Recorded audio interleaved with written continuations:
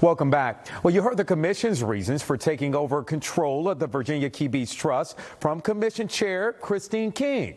Now it's time to hear from one of the trustees forced from the panel.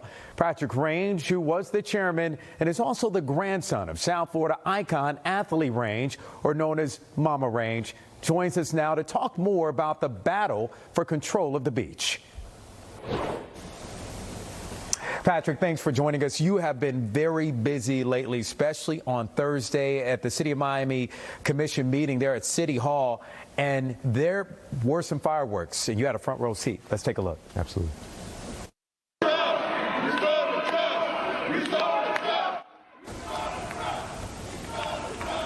Now, as you see there, many of the protesters chanting, they are protesting the takeover of the Virginia Key Beach Trust. That's what they're doing right there. You were actually off to the side there, yes.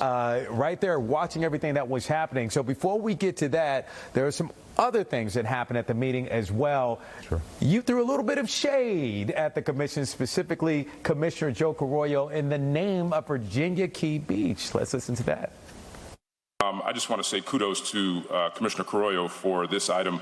Not so much that I'm in support of it, but it just demonstrates his passion for parks in his city. This item proposes to award or to reallocate $950,000 in tree trust funds previously allocated to the building department, giving it over to the Bayfront Park Management Trust. Fantastic. This is the type of energy that we need for Virginia Key Beach Park Trust. So I just want to say, that's great that you get $950,000 going over there. It'd be great to get some of that going over to Virginia Key Beach Park, for things that we have going on there.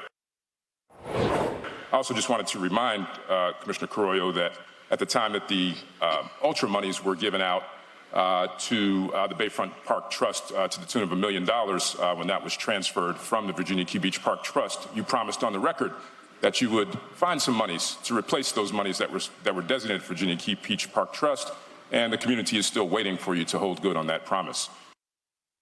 So right there, you're talking about money that was either promised to the Virginia Key Beach Trust. You're talking about money that is being spent on other things that should or could be going to the Virginia Key Beach Trust in order to get this museum built that you guys have been talking about for a number of years. But I understand that many of you believe that you've gotten very little cooperation from some with the commission and also the county. So tell me a little bit more about that and what was going on. Yes. So, and thank you, Jawan, for this opportunity. It really is good to be able to speak truth to power and let the community know what's going on here. And the Virginia Key Beach Park Trust has been a stepchild of the city almost since its inception. Other parks around the city, other venues, continue to receive monies from the city without struggle, without strife. It seems as though anything that we need, anything that we ask for is a fight. And today, we continue to fight even for our existence.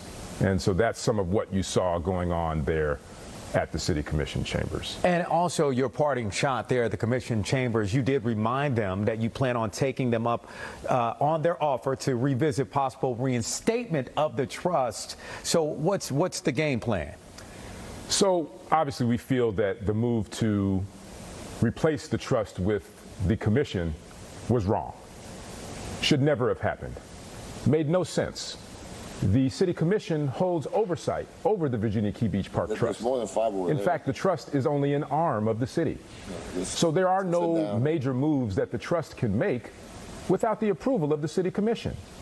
So if they hold oversight over us, why do they need to be us?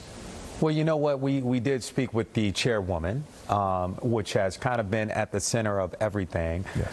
And it seems like money seems to be the core of the controversy with the previous board that you chaired, of course, planning to build the museum in tribute to the beach's place in Miami's history, being the historic first black beach there here in Miami-Dade County. So when I sat down with Commission Chairwoman Christine King, she stopped short of saying that there was any wrongdoing on the part of the board after an audit, but she did say that there was cause for concern. Let's listen. There was nothing criminal about the audit, but I wouldn't go as far as what you just said. There were 8 findings. Okay. There were 8 findings in that audit, and admittedly, the former chair, Patrick Range, said that they needed to take steps to do things differently. So in the eight findings, there was a finding, for example, that they needed to manage their accounts. There was an accounting issue, several accounting issues. There was simple, what someone might say is simple, where minutes to meetings hadn't been turned in since 2016. But that's important because the community needs to know what's happening. All right, so what are your thoughts on what she's saying? Is a very convenient answer, Juwan. In fact, she was correct that there were 8 findings in the audit. Okay. None of which amounted to malfeasance or the trust's hand being in the cookie jar, as stated by the City Commission. These findings were essentially clerical things that needed to be cleaned up. And as she stated, they were simple in nature. Now, I certainly rebut us not having submitted minutes since 2016, but there was a finding that said that we were late on occasion with minutes being reported to the City Commission.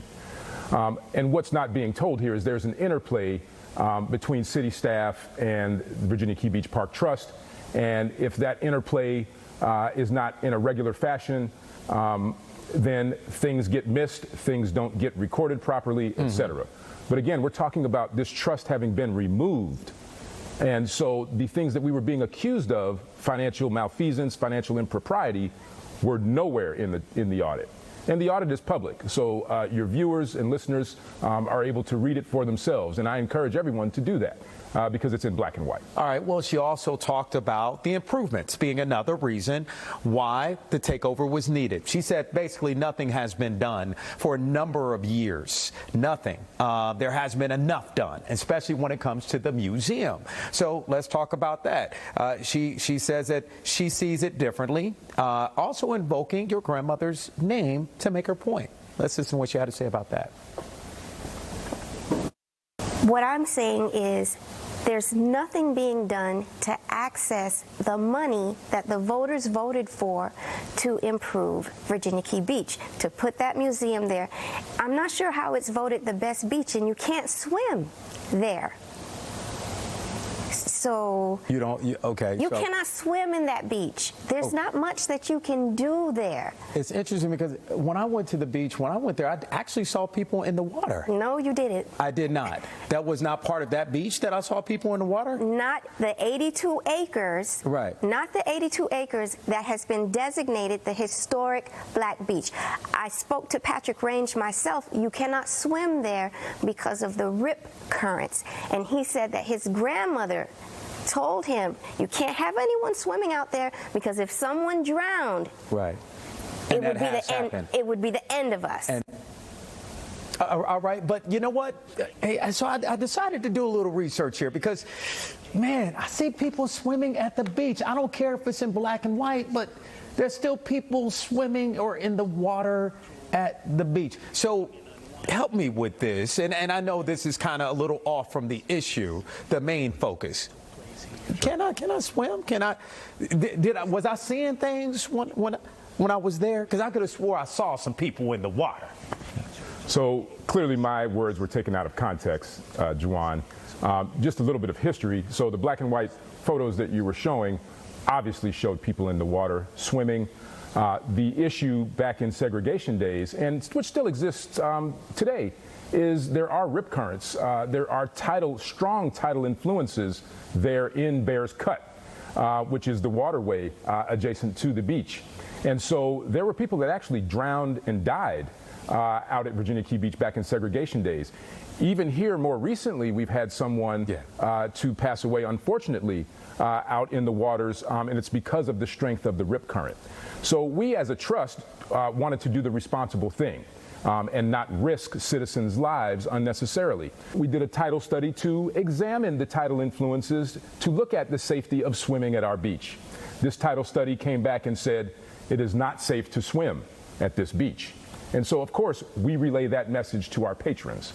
You can, however, go out, wade in the water, enjoy the sand and the surf, but we just encourage you not to go out into the water because of the rip currents. And the last thing that we would want, and this was what my grandmother was getting at, the last thing that we would want is for someone to pass away there, and then we, the trust, be blamed for not having taken the proper precautions to prevent such a drowning or such a circumstance. All right, Patrick, that is very fair. So I want to ask you my last question. What is next with this whole situation that's going on?